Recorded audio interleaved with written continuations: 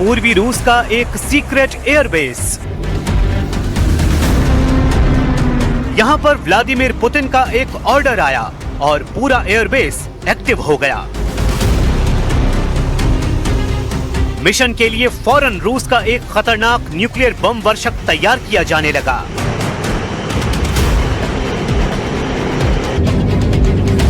ये पुतिन का बहुत ही पावरफुल शो है जो दुनिया में बहुत से देशों की धड़कन बढ़ाने वाला है। पुतिन का परमाणु हमले का लॉन्चिंग पैड एक्टिव हो गया है।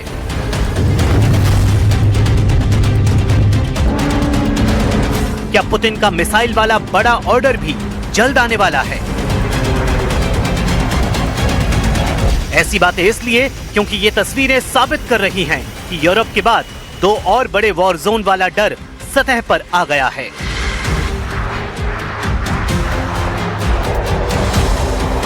पुतिन ने यूरोप के बाद एशिया पैसिफिक क्षेत्र में भी अपने परमाणु बम वर्षक का इस्तेमाल शुरू कर दिया है।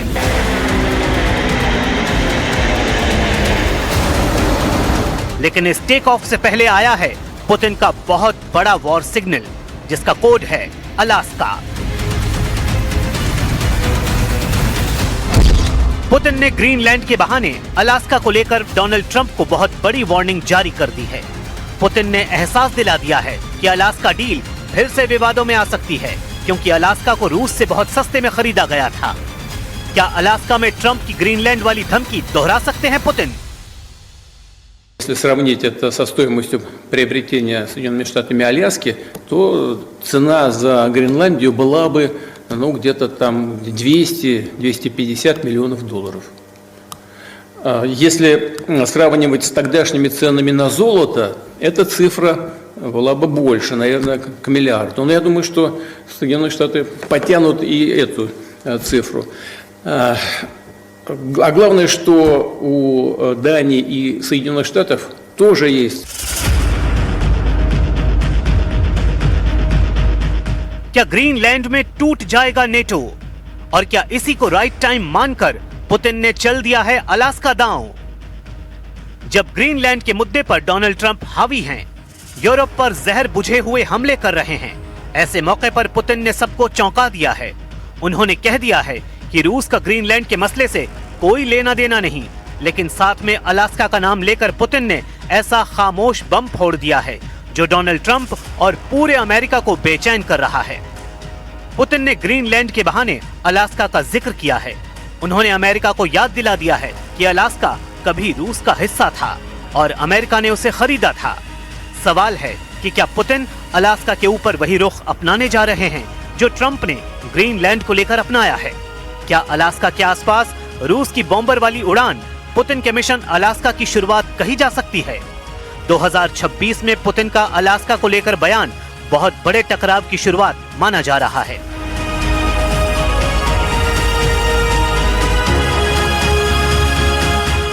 ग्रीनलैंड को मिली ट्रंप की धमकियों ने पुतिन का हौसला बढ़ा दिया है। ये बात यूरोप भी मान रहा है। Haría a Putin el hombre más feliz del mundo. Sería el hombre más feliz del mundo. ¿Por qué?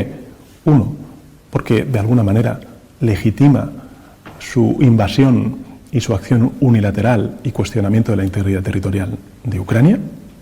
Y dos, porque mucho me temo que si se produjera esa invasión de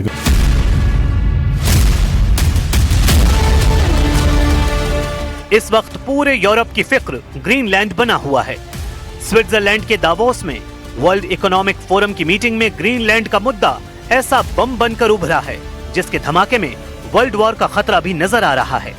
Trump ने फिलहाल साफ कर दिया है कि वो Greenland हड़पने के लिए सेना का इस्तेमाल नहीं करेंगे, लेकिन दूसरा सच ये भी है कि उन्होंने ग्रीनलैंड पर कब्जे का प्लान रद्द नहीं किया है। Prompted you to take military off the table for Greenland? Thank you, President. Thank you, Well, we'll see what happens. The military's not on the table. I don't think it'll be necessary. I really don't. Okay. I think people are going to use better judgment. They'll use their best judgment, and I don't think that will not be necessary.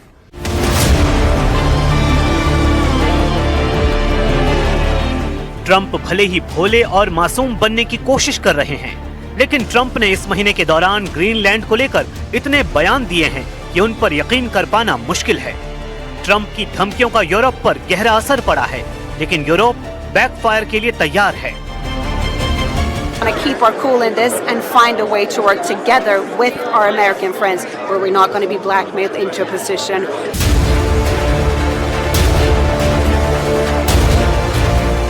Davos meeting से पहले Greenland को लेकर ऐसा बवाल मचा कि इसकी चिंगारी फुलझड़ियां बनकर मॉस्को तक जा पहुंची हैं। पुतिन जानते हैं कि ये एक सुनहरा मौका है। उन्होंने जरा भी वक्त जाया नहीं किया। पुतिन ने बता दिया कि ग्रीनलैंड से उनका कोई लेना देना नहीं, लेकिन ग्रीनलैंड को लेकर यूरोप और खासकर नेटो का जो रवैया रहा है वो कब्जा करने वाली ताकत का रहा है। नेटो ने ग्रीनलैंड में भी अपना विस्तार वाला एजेंडा चलाया है और अब भी चला रहा है। Я всегда относилась к Гренландии как к колонии и довольно жестко к ней, если не сказать жестоко к ней относилась. Но это уже дело другого порядка, вряд ли сейчас это кого-то интересует. Но нас точно это не касается.